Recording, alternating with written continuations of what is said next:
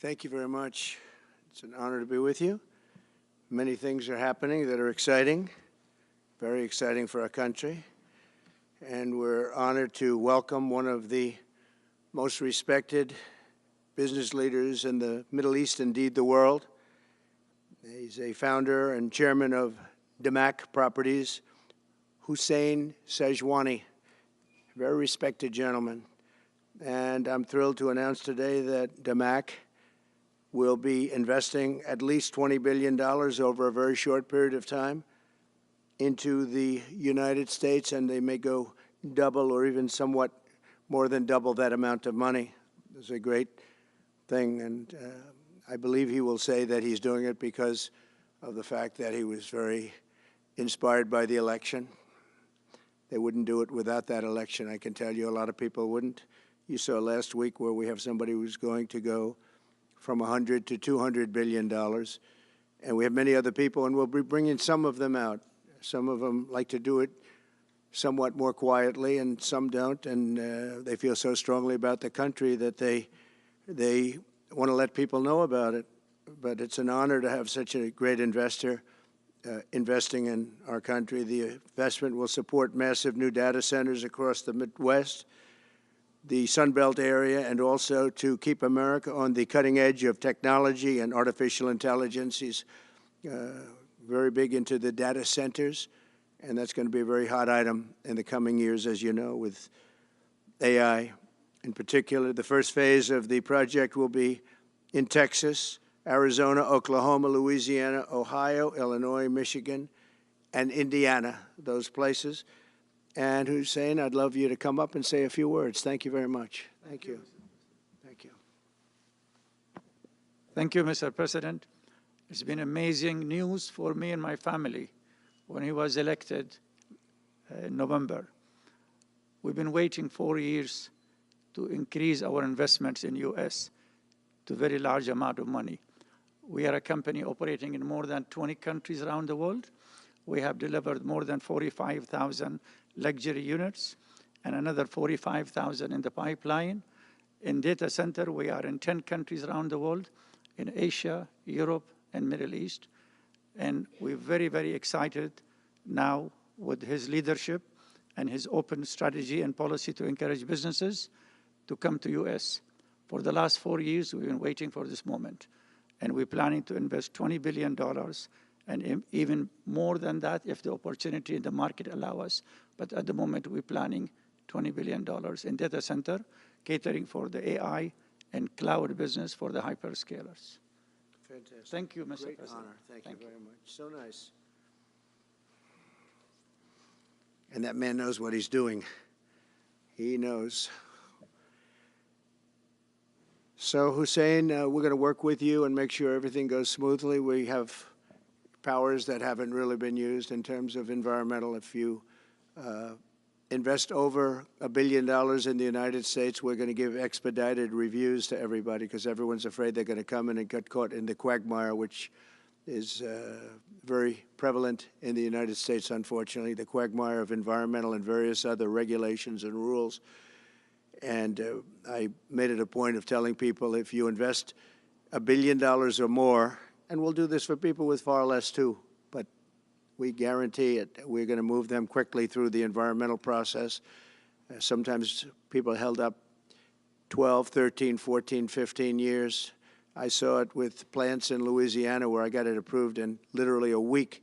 They were through the review in 1 week after spending 14 and a half years trying to get it, and they were going nowhere. It was a terrible thing. So I've been a victim of that myself over the years, and I think I know all the games and all the tricks that are played, and much of it is just done to stop progress. So we're going to be helping you and everybody else that comes to the United States and wants to invest their money, that you don't get tied up for the rest of your life and you can't do anything. This commitment further underscores that many of the greatest business leaders on earth are seeing a very bright economic future for America since the election.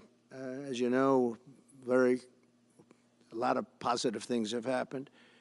We are inheriting a difficult situation from the outgoing administration, and they're trying everything they can to make it more difficult.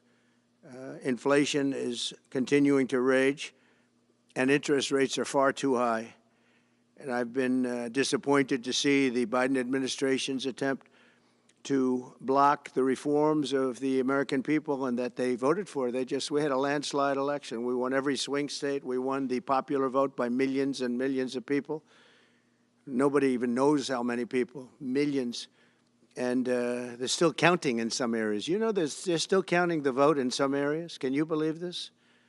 What a place. What a horrible place. One of the things we're going to do is we've got to fix the election so that we get honest counts and they get done by 10 o'clock in the evening or something thereabouts. They have places where they're still counting votes. President Biden's actions yesterday on offshore drilling, banning offshore drilling, will not stand. I will reverse it immediately. It'll be done immediately. And we will drill, baby, drill. And we're going to be drilling in a lot of other locations. And the energy costs are going to come way down. They'll be brought down to a very low level. And that's going to bring everything else down. That's what caused it to go up, along with the ridiculous spending on the Green New scam. All this money, trillions of dollars. It's like throwing it right out the window, what they're doing. And they're trying to spend so much now. They're just taking money and giving it to anybody that wants it for any project at all, if it's certified under the Green New scam. And they don't work, and it's too expensive. And, you know, they told me that we're going to do everything possible to make this transition to the new administration very smooth. It's not smooth because they're doing that. They're playing with the courts, as you know. They've been playing with the courts for 4 years, probably got me more votes because I got the highest number of votes ever gotten by a Republican, by far, actually, by a lot. And, you know, we had a great election, so I guess it didn't work. But even to this day, they're playing with the courts. They have their friendly judges that like to try and make everybody happy on the Democrat side. It's called lawfare. It's called weaponization of justice, and it's happened at a level nobody's ever seen before. So many. I defeated deranged Jack Smith. He's a deranged individual. I guess he's on his way back to The Hague. And we won those cases. Those were the biggest ones.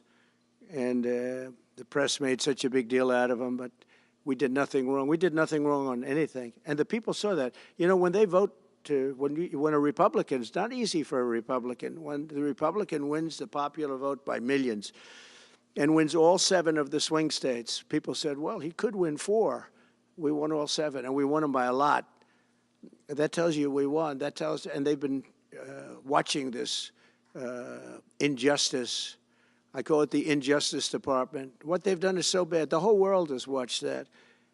And it took work, but it got me a lot of votes because when explained, I mean, we have a judge in New York who's a very crooked judge. I'm under a gag order. I can't even talk about aspects of the case that are the most vital aspects. I'm under a gag. Do you know that I'm the president-elect of the United States of America? I'm a former very successful president. We had the greatest economy in the history of our country. We had borders that were sealed and beautiful. Everything was good. We had no wars. We defeated ISIS.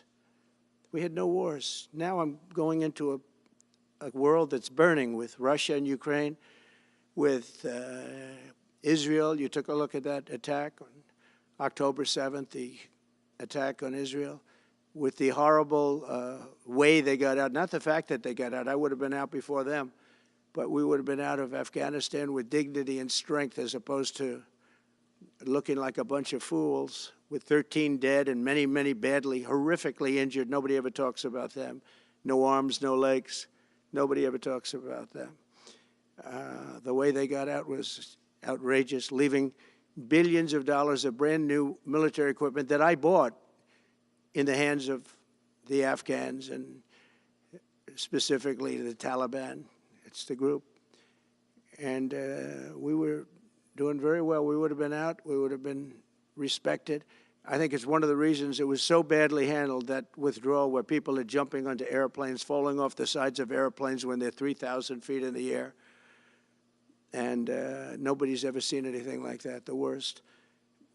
And because of that, I think Russia went and attacked Ukraine. When they saw that, they said, these guys are incompetent. They don't know what they're doing. But we know what we're doing now, and that's going to all end. And we have a great military. I defeated ISIS, as you know. We're in no wars. I just finished a couple. And we got also our soldiers guarding Syria and Turkey. We're in the middle. We had 5,000 soldiers. They would have been gobbled up with two armies. We had one army, 300,000. We had another one, 500,000 or 600,000, getting ready. We had 5,000 people in the middle. I said to a general, how do 5,000 people do in that case? And the general just looked at me and said, not well, sir, not well. And I took them out. And you know what happened? Nothing. I got criticized. I saved 5,000 lives, actually. And we did a great job, and we're going to do an even better job because now we have a tremendous amount of experience. We have people that I can rely on. But the 625 million acres, people can't realize, that's like the whole ocean. Take an acre. You know, an acre, you have a house on a half an acre, on a quarter of an acre, or an acre. If you have an acre, you have a big deal. Now you multiply that by 625 million acres. It's like, feels like the whole ocean. And that's our strength, you know. People can say we manufacture, we don't manufacture. The thing we have oil and gas more than anybody in the world. And we're going to have more of it, too. But they took away 625 million acres of offshore drilling. Nobody else does that. And they think they have it, but we'll put it back. I'm going to put it back on day one. I'm going to have it revoked on day one. We'll go immediately if we need to. I don't think we should have to go to the courts. But if we do have to go to the courts, you know, they try to be sneaky. They go in and they sign. Remember, this is a man that said he wants the transition to be smooth. Well, you don't do the kind of things. You don't have a judge working real hard to try and embarrass you. Because I did nothing wrong. By the way, I did nothing, absolutely nothing wrong. If I did something wrong, I wouldn't be standing here right now because I've won all these cases. Nobody's ever won so many cases as I have against the Justice Department. I mean, Jack Smith had cases all over the place. People were being subpoenaed. Lives were being ruined. They were spending everything they had, money. We were helping them out. We had to. They were subpoenaing people that had no idea what they were even talking about. That's a sick group of people. And it was all to influence the election. It was all a fight against a political opponent. We've never had that in this country. We have had that in certain countries. We've had that in third-tier countries. We've had that in banana republics, but we've never had that in a place like the United States. I don't even know if it's been on a small level. I'm sure it has been on a small level, but this was the largest level ever. They brought this moron out of The Hague. He's a mean guy. He's a mean, nasty guy. His picture was perfect. Because you look at his picture, you say, that's a bad guy with his robe, his purple robe. And he executes people. He shouldn't be allowed to execute people because he'll execute everybody. He's a nut job. But we won all of those cases with him. And, I mean, I don't know the judge in Florida, but we had a brilliant judge in Florida that saw right through it. And we won the case. She was a brilliant judge with great courage. You know, the left, as we call them, the radical left, they have a way, they play the ref, and they play it very hard. They play the ref. They go and say horrible things about judges and prosecutors, and some judges and prosecutors say, look, the only way I'm going to get these people off my back is to give victory to them. They're playing the ref. I think it's illegal what they do. It's almost like talking. It's worse than talking to a judge. But the judge in Florida, Judge Cannon, was brilliant and tough, and she didn't stand for it. And I don't know her. And never met her until the case, and I don't believe I said even one word to her. But she was very, very strong and very, very brilliant, and her opinion was so brilliant that they dropped their appeal. They couldn't beat the appeal. So that's what we're up against. So they say we're going to have a smooth transition. All they do is talk. It's all talk. Everything they do is talk. We're going to have a smooth transition. And then they take 625 million acres and they essentially landmark it so you can't ever drill there again. Well, we're going to be drilling soon. We're going to be opening up Anwar. We're going to be doing all sorts of things that nobody ever thought was even possible. But remember and just to get off the subject, because I couldn't believe it when I heard it yesterday, I couldn't believe the size of it. I mean, you put down a map and put this up, it's just massive. And remember that that's worth probably, I mean, I've had estimates, 40 to 50 trillion dollars. That's more than our national debt. Essentially, he's thrown it away. He's thrown it away. He's taken $50 trillion. So if we owe $35 trillion, he's taken $50 trillion of value and thrown it right out the window. We can't do that. Nobody can do that. One other thing he did yesterday, which was in many ways worse, it's hard to believe it can be worse. He wants all gas heaters out of your homes and apartments. He wants them to be replaced by essentially electric heaters. I don't know what it is with electric. This guy loves electric. We're going to be ending the electric car mandate quickly, by the way. This guy loves electric. And we don't have enough electricity. And then we have AI where we need more. And he wants everybody to have an electric heater instead of a gas heater. Gas heater is much less expensive. The heat is much better. It's a much better heat. As the expression goes, you don't itch.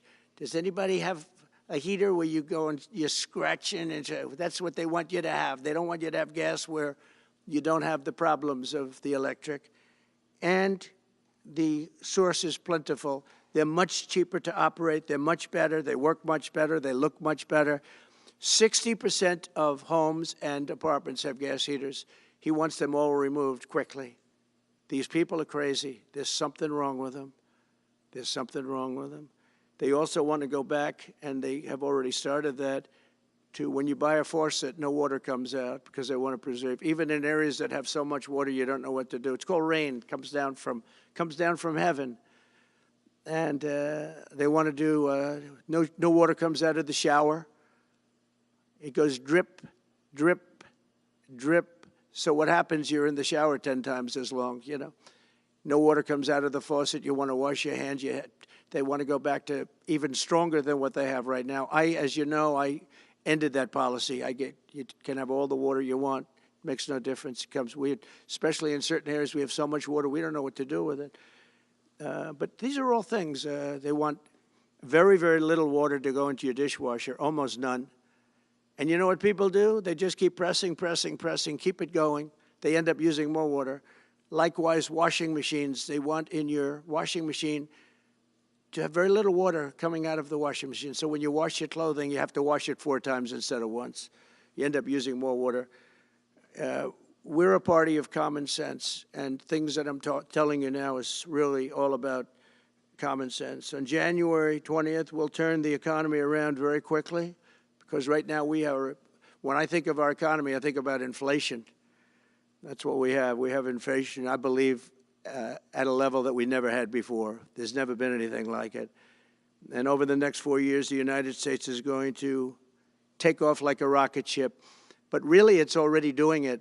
If you take a look, just last month, SoftBank announced the $200 billion. I think it'll be 200. He said between 100, and I said, how about making it 200? And he sort of said yes, but let's say it's 100, but it might be 200, right, Brian?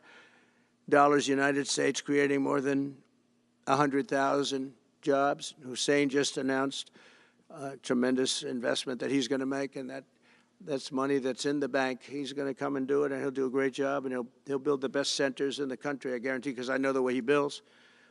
Since my election, the stock market has set records. The S&P 500 index has broken above 6,000 points for the first time ever, never even close. In a single month, small business optimism soared 41 points. It's not a 41. It went up 41 points. And that's the largest in the 39-year history of the group that does it. According to Gallup, the American people's confidence in the economy has just surged to the highest level in history. That's why I have a news conference like that. I take the greatest business leaders in the world. I say, hey, do you want to say you're going to invest the money? They're not looking for news conferences. They're saying, what am I doing here? They go in and they invest money. But it's good to know where the smartest business people in the world are investing, and they're investing in the United States. So we've done this all in 2 months of not being there. You know, we haven't been there. And It's pretty amazing, and we think we're going to do some really great things, really great things. We're being respected again all over the world. The Panama Canal is a disgrace, what took place at the Panama Canal. Jimmy Carter gave it to them for $1, and they were supposed to treat us well. I thought it was a terrible thing to do. You know, it was the most expensive structure ever built in the history of our country, relatively. It would be the equivalent of substantially over $1 trillion today. We lost 38,000 people.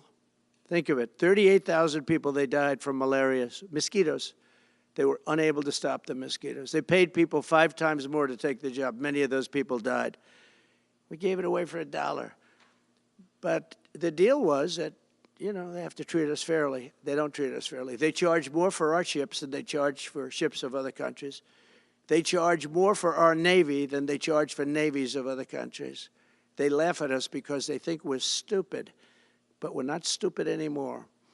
So the Panama Canal is under discussion with them right now. They violated every aspect of the agreement, and they've morally violated it also.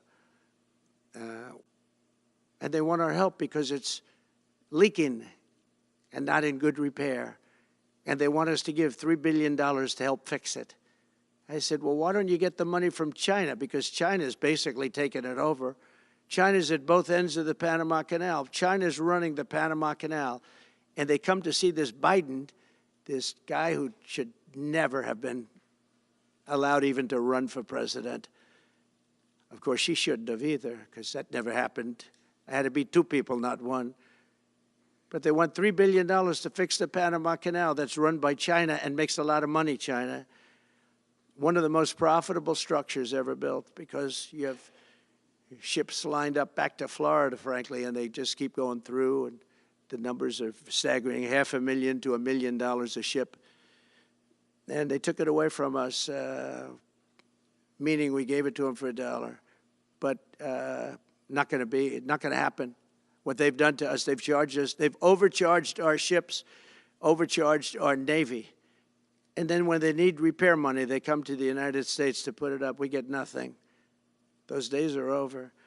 Working with the Republican majorities in Congress, will cut taxes, slash regulations, raise wages, and boost incomes at a pace the world has not seen before, and certainly not from our country. We had a big chunk of it for the first 3 years prior to COVID coming in my administration. We had the greatest economy in history. We cut the most regulations in the history of our country, and I did that all in 4 years. By 4 times more than any other president cut. We did that in 4 years. And we were just getting started. We'll impose new tariffs so that the products on our stores will once again be stamped with those beautiful words, made in the USA. And we are not treated well, as you know, by Canada. Canada is subsidized to the tune of about $200 billion a year, plus other things. They don't essentially have a military. They have a very small military. They rely on our military. It's all fine, but, you know, they got to pay for that. It's very unfair. I have so many great friends. One of them is the great one, Wayne Gretzky. I said, run for prime minister. You'll win it'll take 2 seconds. But he said, well, am I going to run for prime minister or governor? You tell me. I said, I don't know. Let's make it governor. I like it better. But no, something's going to have to be done. Same thing with Mexico. We have a massive deficit with Mexico, and we help Mexico a lot. They're essentially run by the cartels, and can't let that happen. Mexico's really in trouble, a lot of trouble. Very dangerous place. And we're going to be announcing at a future date pretty soon. We're going to change, because we do most of the work there, and it's ours.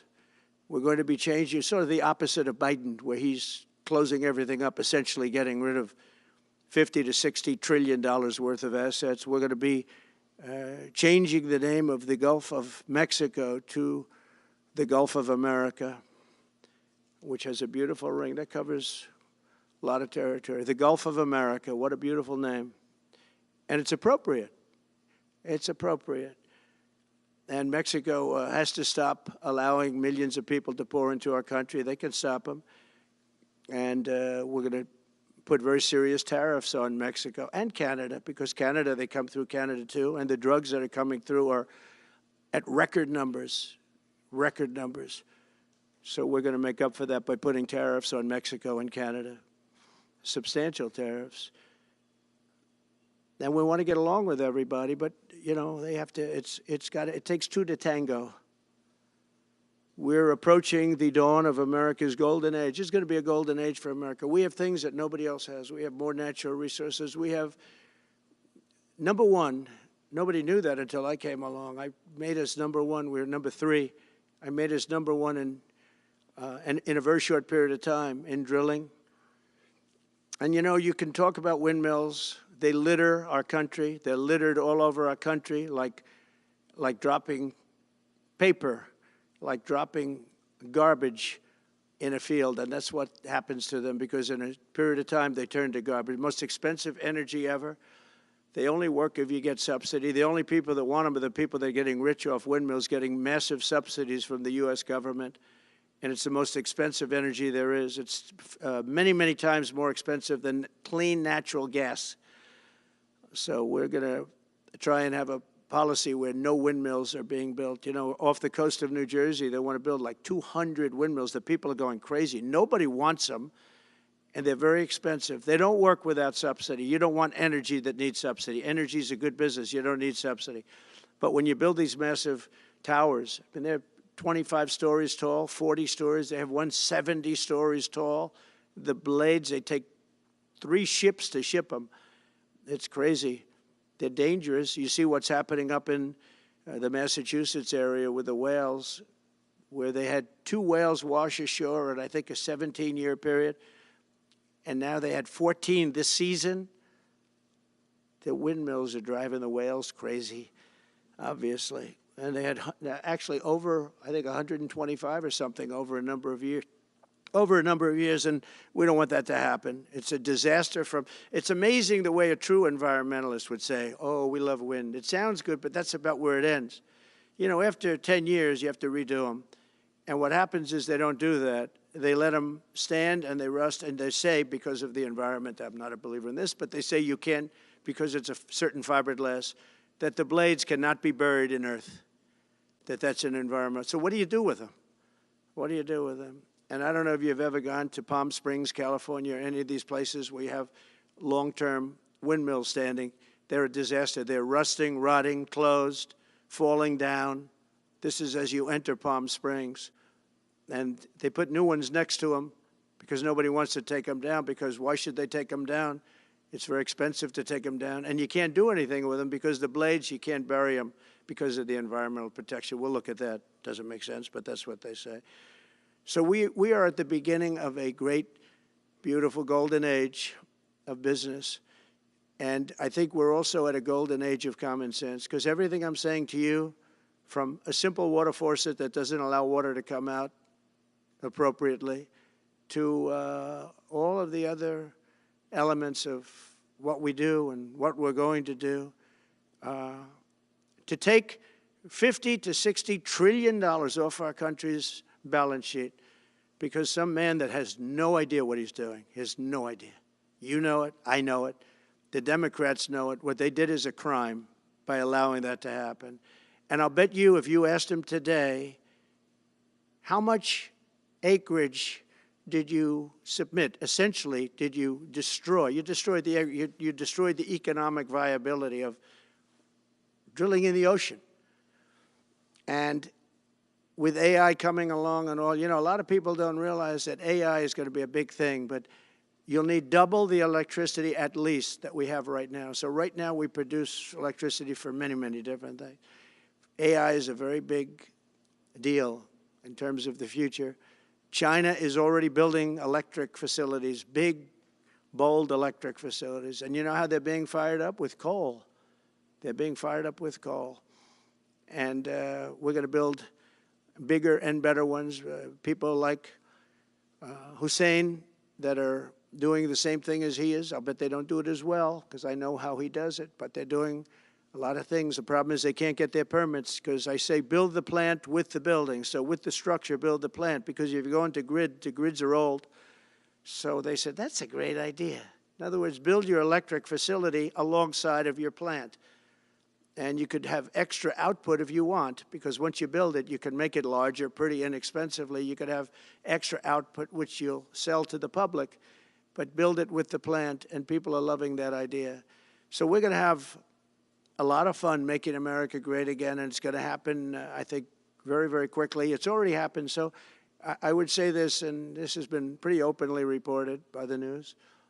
There's never been anything like what's happened in the list. Since we won the election, a couple of months, since we won the election, the whole perception of the whole world is different. People from other countries have called me. They said, thank you, thank you. The perception of the whole world is different. We're going to have to settle some big problems that are going on right now. We're going to have to settle up with Russia, Ukraine. That's a disaster. I look at numbers every week, the number of people being killed in that war. People don't know, mostly soldiers now. But the towns have been obliterated. This was a Biden fiasco that that should have never happened. If we had a real president, if we had a president that knew what he was doing, Russia would have never, ever gone in. But they did go in, and we have a mess. The cities are all blown up. The people have largely left. And the soldiers are killing each other at levels that haven't been seen since the Second World War. So we'll have to get that one straightened out, too. That's a tough one. Much tougher than it would have been before it started, I can tell you that. A deal could have been made just by an average deal maker. Deal could have been made on that. So thank you all for coming. We'll take a couple of questions. Yeah. Go ahead, please. President, thank you. Wanted to touch on the world on fire that you mentioned, but let's start, if we could, with your references to Greenland and the Panama Canal, so forth. Can you assure the world that as you try to get control of these areas, you are not going to use military or economic coercion? No. And can you tell us a little bit about what your plan is? Are you going to negotiate a new treaty? Are you going to ask the Canadians to hold a vote? What is the strategy? Yeah, I can't assure you, you're talking about Panama and Greenland. No, I can't assure you on either of those two. But I can say this, we need them for economic security. The Panama Canal was built for our military. I'm not going to commit to that now. It might be that you'll have to do something. Look, the Panama Canal is vital to our country. It's being operated by China. China. And we gave the Panama Canal to Panama. We didn't give it to China. And they've abused it. They've abused that gift. It should have never been made, by the way. Giving the Panama Canal is why Jimmy Carter lost the election, in my opinion, more so maybe than the hostages. The hostages were a big deal. But if you remember, and nobody wants to talk about the Panama Canal now because, you know, it's inappropriate, I guess, but because it's a bad part of the Carter legacy. But he was a good man. Look, he was a good man. I knew him a little bit, and he was a very fine person, but that was a big mistake. Giving the Panama Canal to Panama was a very big mistake. We lost 38,000 people. It cost us the equivalent of $1 trillion, maybe more than that. Probably the most expensive, they say it was the most expensive structure, if we call it a structure, which I guess you can, ever built. And giving that away was a horrible thing. And I believe that's why Jimmy Carter lost the election, even more so than the hostages. Those two things. If I could just follow up on Ukraine and Iran, the two negotiations you'll be heading into. On Ukraine, you said just before it's a lot more complicated now. Much more complicated. Do you believe... Because it would have never started. Right, but it has started. You've well, got not only started, the cities are largely knocked down. So they're got like, what you've got. At this point, to hold on to leverage in dealing with President Putin, would you make a commitment to the Ukrainians that you will keep supporting them during the negotiations? well, I wouldn't tell you And if that were the would case. you make a commitment to provide a security guarantee if they do enter into an armistice or a ceasefire along the lines that the French and the Germans? So, you know, a big part of the problem was Russia for many, many years, long before Putin said you could never have NATO involved with Ukraine. Now, they've said that. That's been like written in stone. And somewhere along the line, Biden said, no, they should be able to join NATO. Well, then Russia has somebody right on their doorstep, and I could understand their feeling about that. But there were a lot of mistakes made in that negotiation. And when I heard the way that Biden was negotiating, I said, you're going to end up in a war. And it turned out to be a very bad war. And it could escalate. That war could escalate to be much worse than it is right now. They can never join NATO. Well, my view is that it was always understood. In fact, I believe that they had a deal, and then Biden broke it. They had a deal which would have been a satisfactory deal to Ukraine and everybody else, but that Biden said, no, you have to be able to join NATO. And that's always been, and nobody knows more about NATO than I. You know, years ago when I first started this, I didn't know too much about NATO, but I got it right anyway.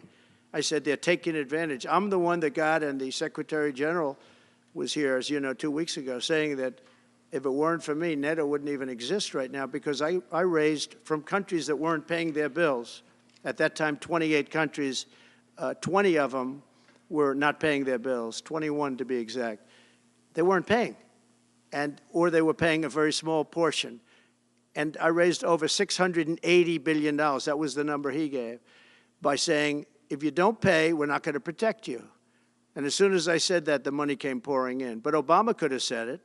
Other people could have said it. Bush could have said it. Nobody said it but me. I took a lot of heat. They said, oh, that's a threatening statement. Well, they weren't paying their bills. I said, we're not going to protect you if you're not paying the bills. So in a true sense, I saved NATO, but NATO's taken advantage of us. And one of the problems that I have, and I've said it openly, I said it to President Zelensky, Europe is in for a tiny fraction of the money that we're in. Now, whether you like that situation or not, Europe is much more affected than the United States. We have a thing called the ocean in between us, right? Why are we in for billions and billions of dollars more money than Europe? And, you know, they're a similar size, a little smaller, but they're a similar size economy as the United States when you add them up. And yet Europe is in for a small fraction of the number the United States is in. Now, Biden could have called them up during the term. That's what I did. I said, you have to pay your bills. And they all, one stood up. I won't say who. You'll probably have it, because the papers, the media hated to report on it. But a prime minister stood up from a country, you know, a famous meeting of 28 nations with no press, no anybody in the room. He stood up. He says, does that mean if we don't pay our bill, and at that point it was 2%, it should be 5%. It should be 5%, not 2%. But at that point it was 2%. But many people didn't pay. Some people didn't pay anything. But many people were way, including Germany. Germany was at less than 1%. You're going to press for 5%? Well, I think NATO should have 5%, yeah. Well, you can't do it at 2%. I mean, at 2%, every country, if you're going to have a country in a regular military, you're at 4%. I think they should be, you know, they're in dangerous territory. I think it should be, they can all afford it, but they should be at 5%, not 2%. I'm the one that got them to pay 2%. But a gentleman stood up, a prime minister stood up, and he said to me, sir, could I ask you a question? You're saying we have to pay our bills. If we don't pay our bills, will the United States protect us from Russia? I said, if you don't pay, you mean you're delinquent? He said, yes. He said, if you're delinquent, we will not protect you. I took a lot of heat. Although it was somewhat closed door, I took a lot of heat from the media. And you know what happened? The money started pouring in. That's why NATO has money. And the Secretary General said it was the most incredible thing he had ever seen in a negotiation. Now, if I would have said, yes, we will, nobody would have paid. If I would have loved to say, yes, we'll protect you even if you don't pay.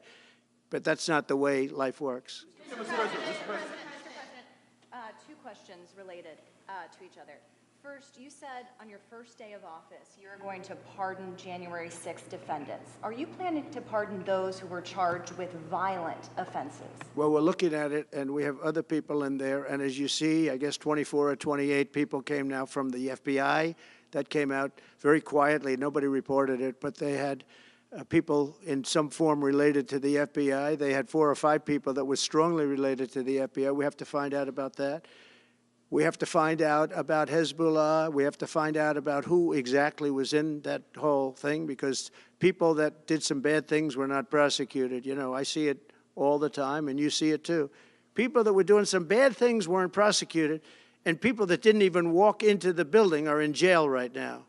So we'll be looking at the whole thing, but I'll be making major pardons. Yes, please. Sorry, just one more follow-up. Please. On Jack Smith's report. Good afternoon, Mr. President. It's good to see you again. Two questions about Syria and the ongoing war in Gaza. About Syria, the Pentagon disclosed last month the U.S. has some 2,000 troops in Syria. That's almost double the number initially we were told of 900. Will you keep that troop capacity the same upon taking over? Well, I won't tell you that because that's part of a military strategy, but I will say it was Turkey.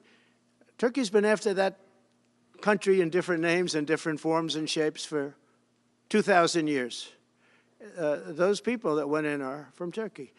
And President Erdogan is a friend of mine. He's a guy I like, respect. I think he respects me also.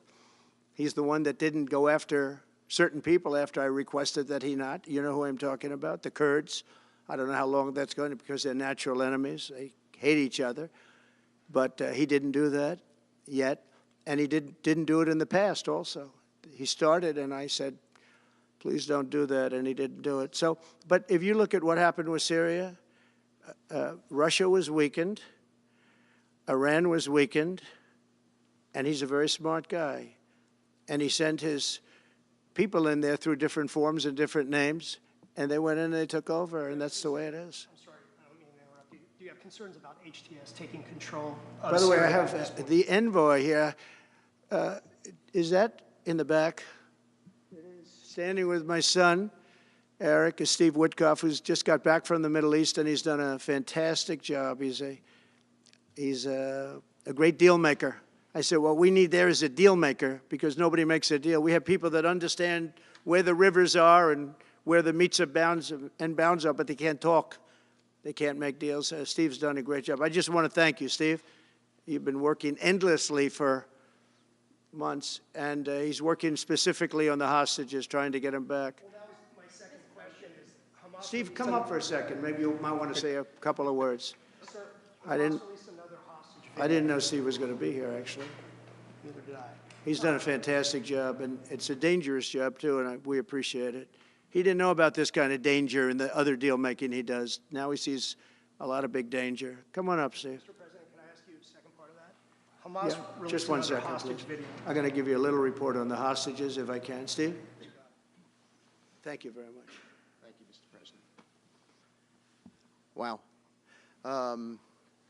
Well, I think we're making a lot of progress, and I don't want to say too much because I think they're doing a really good job back in Doha. I'm leaving tomorrow back to go to Doha, but I think that we've had some really great progress, and I'm really hopeful that by the inaugural, we'll have some good things to announce on behalf of the President.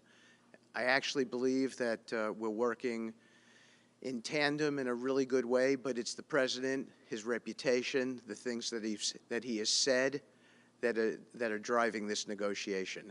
And so hopefully it'll all work out and we'll save some lives.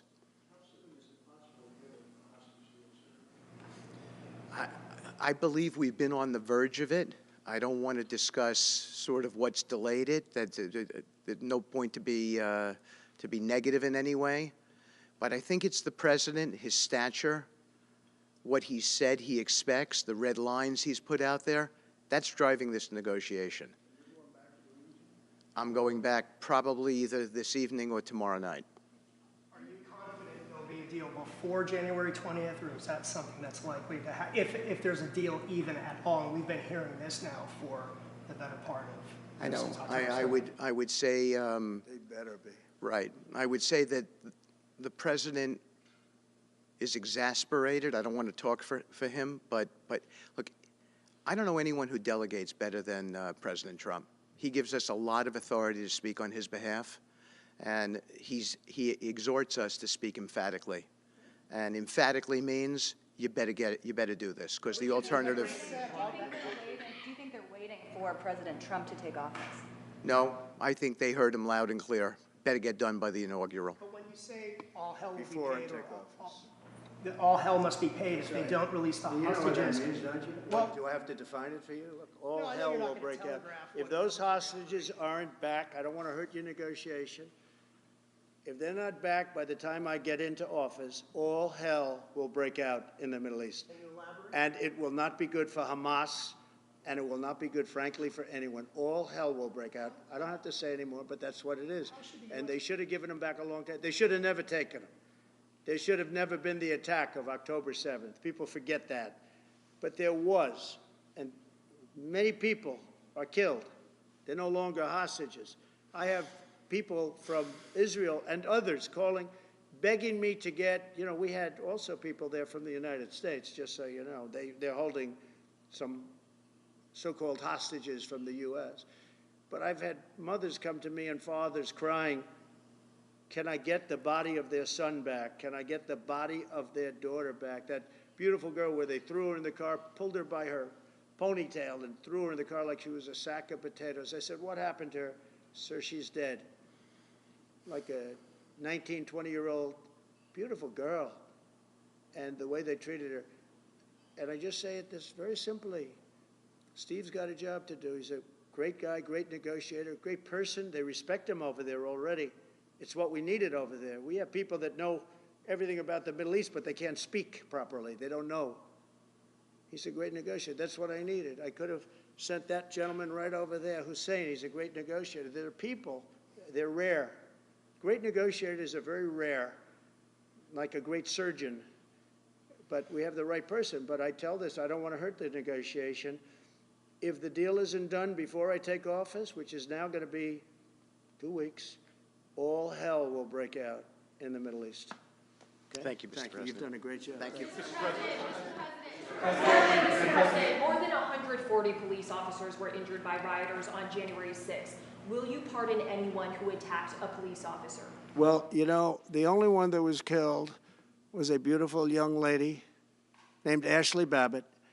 She was killed, and there was actually somebody else that was killed, also a MAGA person, but people don't give it 100% credibility. I'm going to find out about it, and we're going to find out. But Ashley Babbitt was killed. She was shot. She had never been shot. She was shot for no reason whatsoever. In fact, they say that she was trying to hold back the crowd, and the crowd was made up of a lot of different people, so we'll see. But I will tell you this, the person that was killed was Ashley Babbitt. The other thing is, when they talk, there was never charges of insurrection or anything like that.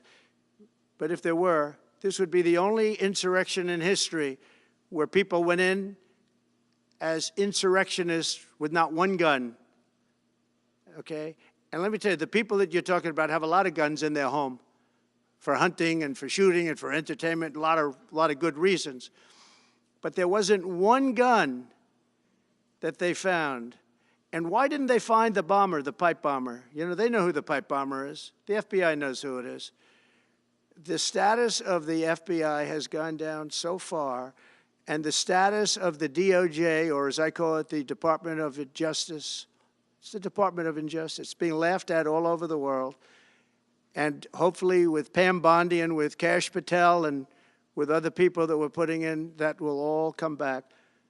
If you do a poll in the FBI, I guarantee I'm at like 90% with the agents of the FBI, but they have hurt that incredible place. Law enforcement, you think of the FBI, they raided this house. By the way, they could have told me, could I see this? I would have given them, I actually told them, come in anytime you want. You could see anything. They raided the house, and the case was dismissed. And now I'm in litigation. I'm suing them for doing that. And I feel so badly doing it. I'm the President of the United States, and I'm suing the United States. But I'm suing them for other things, too. The FBI has gone so, its reputation has been so horribly hurt. Between Comey, who is the worst, and all of the others, what's happened to the FBI is, and we're going to make it great again. We're going to make the FBI great again. We're going to make the Department of Justice fair and strong, but fair again, because all they did was attack me because I'm their political opponent, and that includes with local judges like Marchand. You ought to find out. Ask them, why do I have a gag order where I'm not allowed to speak? Think of it. I'm the President of the United States, and I'm not allowed to speak. Why? because if I did speak, people would understand the scam. It's a scam. And we have very dishonest judges, and New York judges are very bad. We had one that valued this house at $18 million because it was good for their case. He actually valued that chandelier is worth more than $18 million. He valued this house as $18 million. And we have another one who was so nasty, so horrible, such a brute, most vicious, vile person. These are New York judges. But we've won most of the cases, so we're very happy about that. Please. Back on Greenland, your position is clear, but have you directed your staff to take any specific actions to draw plans? And can you elaborate again? You didn't rule out military coercion. Well, we need Greenland for national security purposes. I've been told that for a long time, long before I even ran. I mean, people have been talking about it for a long time. You have approximately 45,000 people there. People really don't even know if Denmark has any legal right to it. But if they do, they should give it up because we need it for national security. That's for the free world. I'm talking about protecting the free world. You look at, you don't even need binoculars. You look outside, you have China ships all over the place. You have Russian ships all over the place. We're not letting that happen. We're not letting it happen. And if Denmark wants to get to a conclusion, but nobody knows if they even have any right, title, or interest. The people are going to probably vote for independence or to come into the United States. But if they did do that, then I would tariff Denmark at a very high level. Have you asked your staff to draw plans for acquisition? I mean, are you actively No, we're pursuing? not at that stage, but we have people. I haven't even entered office yet. Secondly, sir, Elon Musk has drawn some criticism and a lot of attention for some of his actions and provocative statements about foreign affairs, including in Europe. Your reaction to that, is that appropriate for? You mean where he likes people that tended to be conservative? I don't know the people. I can say Elon's doing a good job, very smart guy. I don't know the people you're talking about. He was, I know he said some negative things about a couple of people that are running for office, but that's not so unusual. Yes, please. I wanted to ask you about Ukraine and Putin.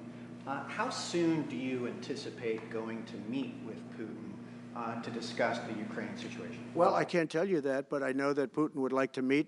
I don't think it's appropriate that I meet until after the 20th, which I hate, because, you know, every day people are being, many, many young people are being killed, soldiers. You know, the land is very flat, and hundreds of thousands of soldiers from each, many hundreds of thousands from each side are dead, and they're laying in fields all over the place. Nobody to even collect. There's landmines all over. It's a disaster. But it's very flat. It's great. It's farmland, and it's very, very flat. And the only thing that stops a bullet is the human body. And the human body is stopping a lot of bullets. Within the I hope first so. 3 to 6 months? I hope to have 6 months. No, I would think, I hope long before 6 months. Look, Russia's losing a lot of young people, and so is Ukraine. And it should have never been started. That's a war that should have never happened. I guarantee you, if I were president, that war would have never happened. Who would you like to nominate to replace Michael Barr as vice chair of the Military Board? I'll be announcing somebody. Mr. President, if we were to work under the assumption that you're serious about making Canada 51st state of the United States, the leader of the Conservative Party in Canada said, under no circumstance will it ever be the 51st state. Maybe he won't win, but maybe he will. I don't care. You had suggested. Listen, I don't care what he says. But Sir, real fast, you said you were considering military force to acquire Panama and Greenland. Are you also considering military force to annex and acquire Canada? No, economic force, because Canada and the United States, that would really be something. You get rid of that artificially drawn line, and you take a look at what that looks like. And it would also be much better for national security. Don't forget, we basically protect Canada. But here's the problem with Canada. So many friends up there. I love the Canadian people. They're great. But we're spending hundreds of billions a year to protect it. We're spending hundreds of billions a year to take care of Canada. We lose in trade deficits. We're losing massive. We don't need their cars. You know, they make 20% of our cars. We don't need that. I'd rather make them in Detroit. We don't need the cars. We don't need their lumber. We have massive fields of lumber. We don't need their lumber. We have to unrestrict them because stupid people put, restrictions on, but I can do that with an executive order. We don't need anything they have. We don't need their dairy products. We have more than they have. We don't need anything. So why are we losing $200 billion a year and more to protect Canada? And I said that to, as I called him, Governor Trudeau. I said, listen, what would happen if we didn't subsidize you, if we didn't, because we give them a lot of money. We help them. As an example, we're buying icebreakers, and Canada wants to join us in the buying of icebreakers. I said, we don't really want to have a partner in the buying of icebreakers. We don't need a partner. But no right. Nope, no right. Here's what we have. We have a right not to help them with their financial difficulties because we owe $36 trillion too. We're going to start knocking it out pretty fast, but we're going to be able to do it because of energy and other things. But no right. No right. But why are we supporting a country, $200 billion plus a year? Our military is at their disposal. All of these other things, they should be a state. That's why I told Trudeau when he came down, I said, what would happen if we didn't do it? He said Canada would dissolve. Canada wouldn't be able to function if we didn't take their 20% of our car market. They send us hundreds of thousands of cars. They make a lot of money with that. They send us a lot of other things that we don't need. We don't need their cars, and we don't need the other products. We don't need their milk. We got a lot of milk. We got a lot of everything, and we don't need any of it. So I said to him, well, why are we doing it? He said, I don't really know. He was unable to answer the question, but I can answer it. We're doing it because of habit, and we're doing it because we like our neighbors, and we've been good neighbors, but we can't do it forever, and it's a tremendous amount of money. And why should we have a $200 billion deficit and add on to that many, many other things that we give them in terms of subsidy? And I said, that's okay to have if you're a state. But if you're another country, we don't want to have it. We're not going to have it with European Union either. European Union, we have a trade deficit of $350 billion. They don't take our cars. They don't take our farm product. They don't take anything. And so we're not going to have it with them either. Brian, go ahead. Yes. Happy New Year, by the way. Thank you. We have some breaking news. You may not be aware of this, but it looks like Canon has blocked the DOJ from releasing the Smith's report until further court proceedings. Get your thoughts on that. Wow, that's a big story. Yeah. So if I get it right, the fake witch hunt started by the DOJ having to do with books and records, and Biden had many more, and he wasn't protected by the Presidential Records Act, I was. But all of that fake stuff that took the lives of people, I mean, literally destroyed people. People are destroyed because of what they did, destroyed. But we got to be president. But Biden did it for 40 years. He did it when he was a senator. That was illegal. And they ruled it was illegal. How about that? They said, it's illegal, but he's unfit to stand trial. So he can stand and be president of the United States, but the prosecutor found that he's unfit for trial. I was going to use that as a major talking point, but I never got to use it because all of a sudden I had a new candidate who was also sort of unfit to stand trial, right? But so what you're saying is that the judge just blocked the, so Cannon was thrown off the case. They dropped their appeal because he had no case. They dropped all of that, the lawsuits against us. They lost the lawsuit. So this is deranged Jack Smith. So he dropped the lawsuits. He was told to by the DOJ because they had no lawsuit. They lost in court in front of a very strong and a very brilliant judge. They lost in court, and that pertained to other cases in other courts. So he wanted to do a report just before I take office, probably. So he'll do like a 500-page report, and it'll be a fake report just like the investigation was a fake investigation. And I said, well, wait a minute. This guy was thrown off in disgrace. In disgrace. He's going back to The Hague or wherever they're going to send him. In disgrace. Because he failed so badly. Because it was a fake case against a political opponent. They thought they were going to use this to beat me. So what you're saying is, and I'm just hearing that they're not allowed to issue the report. So if they're not allowed to issue the report, that's the way it should be, because he was thrown off the case in disgrace. Why should he be allowed to write a fake report? It'll only be a fake report. That's great news. Good. And if I can just follow up real quickly, you want to comment, many Americans are angry that we're sending millions of dollars every month to the Taliban. Do you anticipate? It's not even believable. Billions of dollars, not millions, billions. We pay billions of dollars to essentially the Taliban, Afghanistan. And that's given by Biden. That's the same man that took away $50 to $60 trillion worth of value from the United States. Think of it. Probably our most valuable asset. Took away our most valuable asset. This can't be allowed to happen.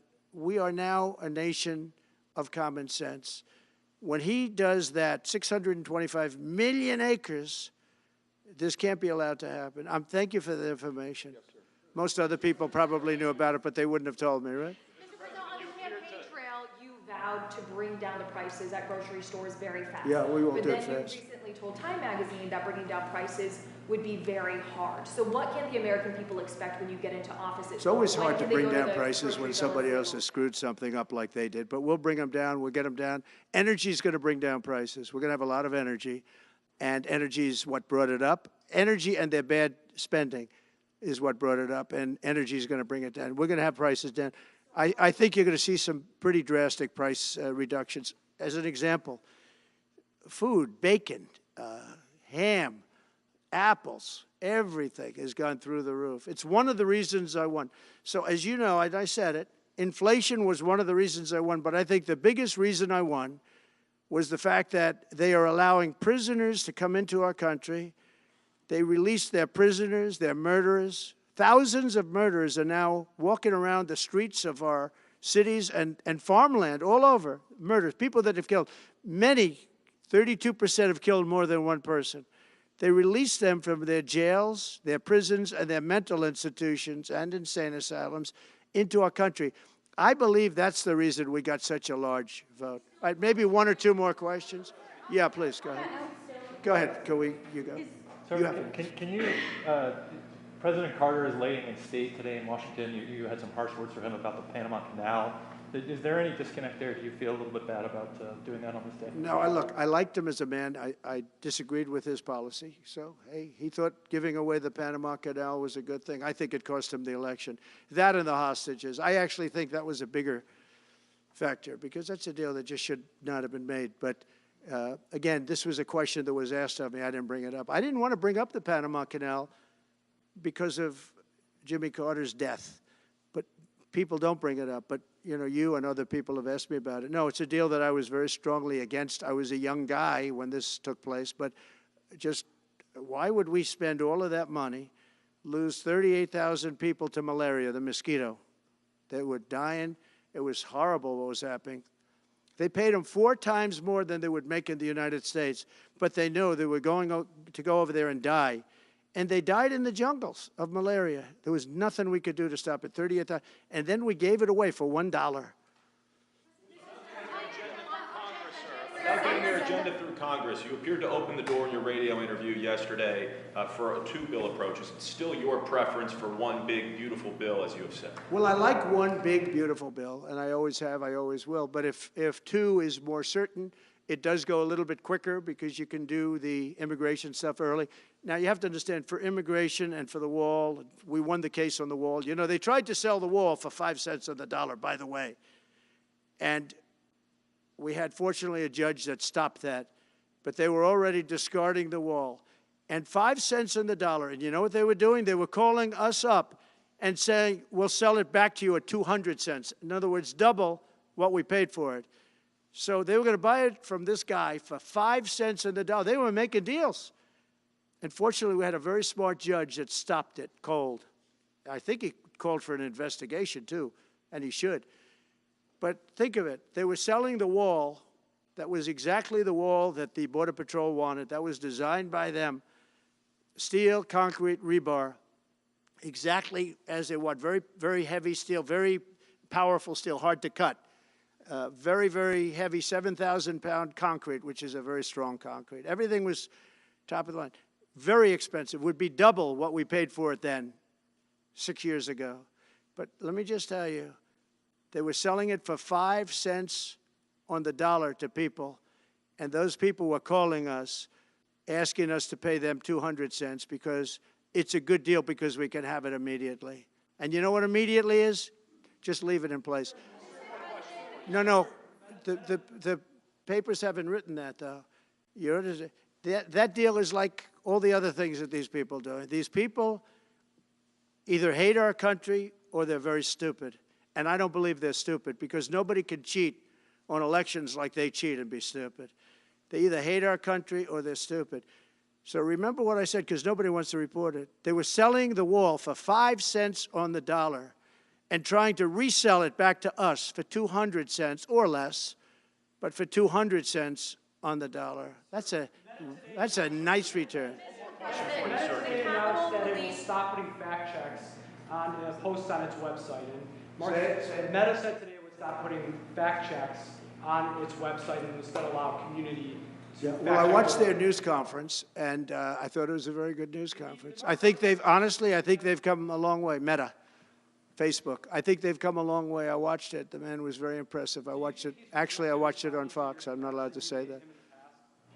Say it? Do you think he's directly responding to the threats that you have made to him in the past with these Probably. officials? Yeah, probably. The last time you were here, you were asked a question about the U.S. possibly launching a preemptive strike on Iran. You said you wouldn't answer that question. On who? Obviously, on Iran. The U.S. launching a preemptive strike on Iran's nuclear facilities. And I said, I don't talk about it. It's a military strategy. But it is a legitimate question. It's something that Well, it's not really, because only a stupid person would answer it. Look, it's a military strategy, and I'm not answering your questions on military strategy. All right, one more. Brian, go ahead. Brian. Could you give us a preview of what you might be talking to leaders of Congress who are expected to come here in the next couple of days? And you've got a very supportive Congress behind you. Yeah, they're great. So we have a wonderful Republican Congress. We have a leader that I have a lot of confidence in. I think he's going to be, hopefully, a great leader, a great speaker. And we have a leader, by the way, in the Senate I think has been great. John Thune has been doing a fantastic job. But it goes through the House first. And the question is whether or not we do the 2 bills or 1 bill. And, you know, look, I can live either way. I like the idea of the one big bill, but I can live either way. But they'll be coming down. The senators also will be coming down. And then ultimately we'll be meeting in the White House in a few weeks. But right now this is the winter season. You know, they sort of call this the winter White House. It was built, I don't know if you know this, Marjorie Meriwether Post and E.F. Hutton built this. It was the greatest of all the estates in our country. And I saved it, and I got a lot of credit for saving it. Most of these big, great houses have been knocked down in Palm Beach, just about all of them, actually. And they, you know, you'd build 10 mansions on one site, but we saved it. But this was built as the Southern White House, and she gave it to the government. And, by the way, Jimmy Carter gave it back. He said it's too expensive for the United States. So I didn't realize that. Real quick, I was just told. Actually, Jimmy Carter, Nixon was through Watergate. He came down. Nixon came here once, and he thought it was incredible. But he had a thing called Watergate, if anybody remembers that. And so he had other things on his mind, to put it mildly. And Jimmy Carter felt that it was too extravagant for the country. So fortunately for me, he gave it back to the foundation, and I bought it from the foundation.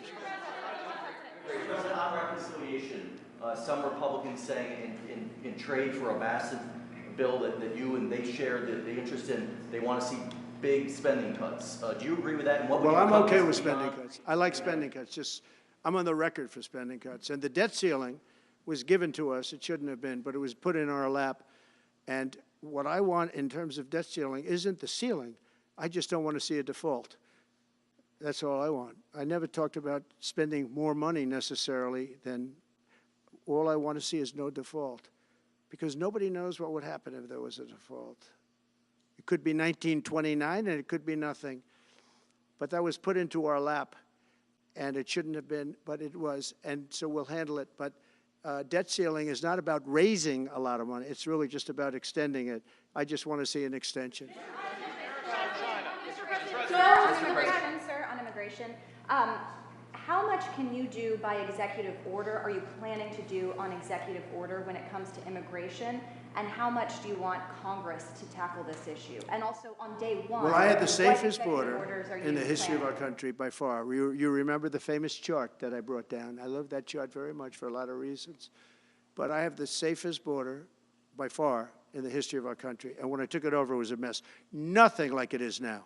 This is 10 times worse. I got elected because of the border the first time, and I think I got elected largely because of the border the third time.